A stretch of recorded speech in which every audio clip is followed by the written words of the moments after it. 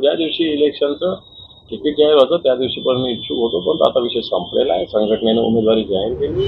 शिवसेनेत नेत्यांना गुरु मानत असतात, सगळ्याच नेत्यांना बाळासाहेबांनंतर. दादा, काय महाविकास आघाडीची आज बैठक झाली, नेमकी काय रणनीती, आता कशा पद्धतीने काम? महाविकास आघाडीची बैठक आज आम्ही संभाजीनगर जिल्ह्याची घेतली.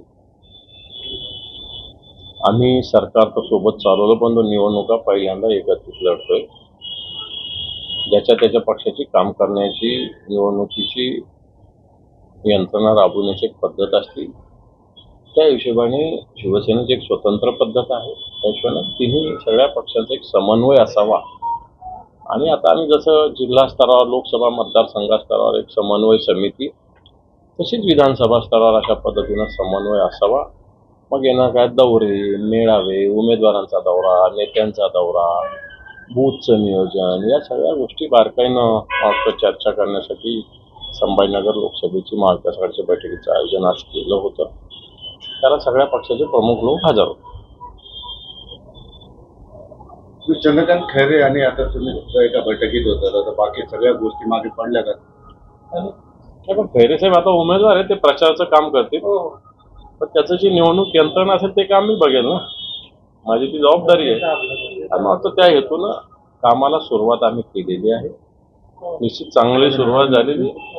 शिवसेना यश नक्की मिळवेल. काँग्रेस, राष्ट्रवादी काँग्रेसचं तेवढंच सहकार्य आम्हाला राहणार. आणि म्हणून मला असं वाटतं आता एक जुने विषय सगळे संपलेले, त्याला काही आता तो विषय चढवण्यात काही अर्थ नाही. पेढ्याचा गोडवा जास्त काळ टिकेल. पेढ्याचा गोडवा बिलकुल निवडणूक 4 जूनला विजय मिळवूनच आम्ही राहू, असा संकल्प आम्ही केलेला. एकीकडे तुम्ही जोरदार काही पसंत दिसत आहे, मात्र भारतीय जनता पार्टीचे उमेदवार महायुतीचा उमेदवार जो आहे तो जाहीर होतो. यांच्याकडे उमेदवार नाही, यांना उमेदवार सापडत नाही. उमेदवाराचा कोणताही क्रायटेरिया नाही. कोणी कधी जात बघतं, कधी धर्म बघतं, कधी पैशावाला आहे का बघतात. शिवसेनेनं असं काहीही बघितलेलं नाही. सुस्पष्टपणे संघटनेसाठी काम करणारा, जनतेत राहणारा उमेदवार शिवसेनेने, शिवसेना पक्षप्रमुखांनी निवडलेला आहे. बाकी क्रायटेरिया आमच्याकडे नो. नुसत्या शब्दाच्या प्रहाराने घायल होतात. अजून तर ते मैदानात उतरलेले नाही. नुसत्या शब्दाच्या प्रहाराने घायल होतात. आणि मला असं वाटतं जो अशा पद्धतीनं मजबूत असतो त्याला विरोधक टार्गेट करत असतात. त्यामुळे यांचं बॅलेन्स, पूर्णपणे मानसिक संतुलन बिघडल्याचं हे द्योतक आहे. मला वाटतं आम्ही असं बॅलेन्स, असं संतुलन कुठे बिघडू देणार नाही. विरोधक म्हणून निश्चित त्यांचा आदर करू, त्यांच्या टीकेला आदरानेच उत्तर देऊ, ही भूमिका आमची राहील.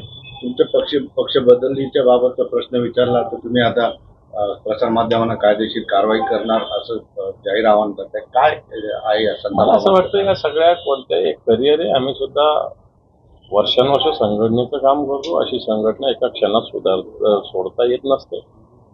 आणि म्हणून अशा पद्धतीनं संघटना सोडणार, इकडं जाणार, तिकडं जाणार, अशा पद्धतीनं अफवा. ज्या दिवशी इलेक्शनचं तिकीट जाहीर होतं त्या दिवशी पण मी इच्छुक होतो, पण आता विषय संपलेला आहे. संघटनेने उमेदवारी जाहीर केली.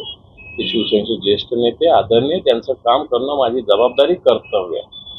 आणि म्हणून अशा पद्धतीनं कोणीही, आता मी त्या दिवशी मुंबईत सांगितलं की माझ्याविषयी अशा कोणी बातम्या छापल्या, लावल्या तर त्याला कोणताही शेंडा आणि बुडूक नसलं, त्याचं पुरावे छापा, माझं काही ऑब्जेक्शन नाही. पण नुसतं हवे सूत्र सांगतं, हे सांगतं, गोमूत्र सांगतं, हे सांगतं, नो, त्याला कायदेशीर नोटीस दिली. पण आता खैरे साहेब तुम्हाला नेहमी मी गुरु आणि शिष्य म्हणतो, आता हे परंपरा आता पुढे चालणार.